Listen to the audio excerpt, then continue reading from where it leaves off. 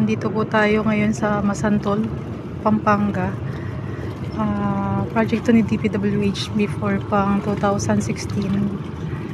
So before, isa ako dito sa team consultant under Korean. So ngayon, nandito tayo for the purpose of parcelary revision. Actually 1 year na to. 1 year na itong nire-recheck.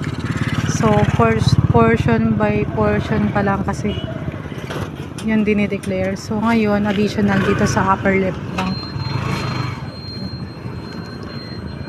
Yan, may mga na-develop na to. Dati wala tong kalsada. So under DPWH flood control project, inayos nila yung sluice gate, tapos naglagay ng kalsada both banks. Before, marami tong tawag doon, illegal settlers. Actually, hindi sila illegal settlers kasi may mga title naman. Ang problema lang, nung nag-develop yung right of way ng river, yun, natanggal sila.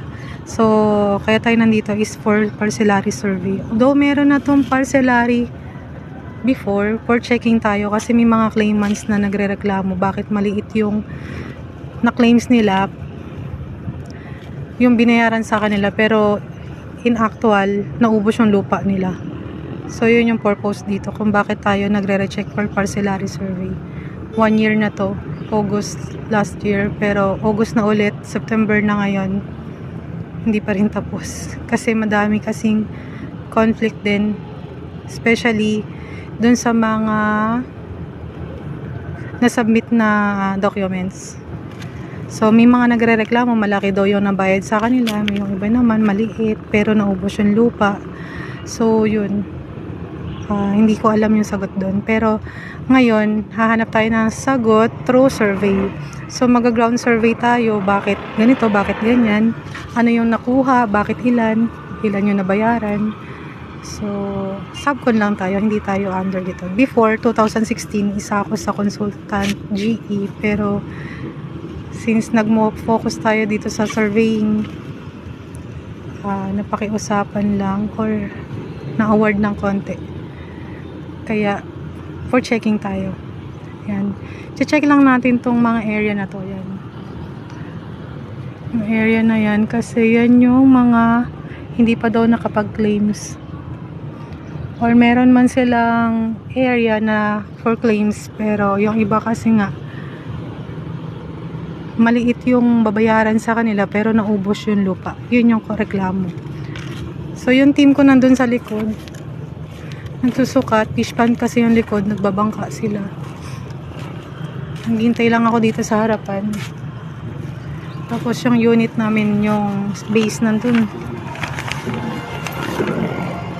Nandun yung base, binabantayan ng asawa ko. Ako dito, naghihintay ng result. Kasi pupunta pa kami dun, sa area dun. So, 1 kilometer din to. Both banks. Actually, both banks siya.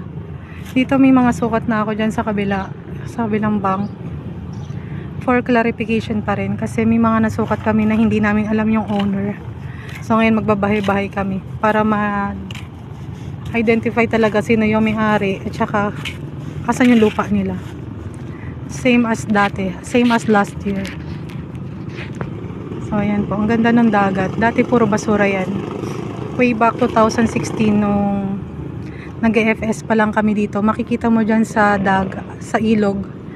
Basura tsaka squatter. Pero ngayon, since sa flood control project, ayan, develop na siya. Malinis na rin. Tinanggal kasi yung ibang portion na may fish pond. So, malaking development to dito sa part ng Masantol. Halos taon-taon yata bumibisita kami dito for checking. Last year, 2020, nag-leveling kami.